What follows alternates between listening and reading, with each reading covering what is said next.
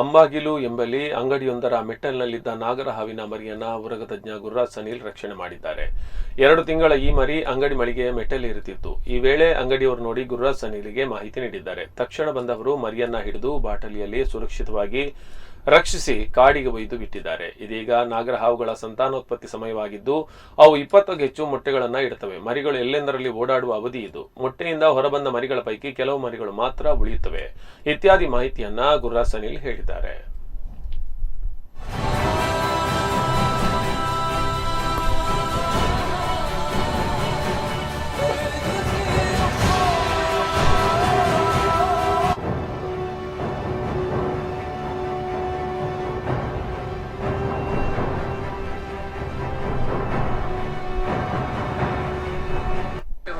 June ತಿಂಗಳಲ್ಲಿ ಬರ್ತವೆ, May June ತಿಂಗಳಲ್ಲಿ ಹೊರಗೆ ಬರ್ತಾವೆ.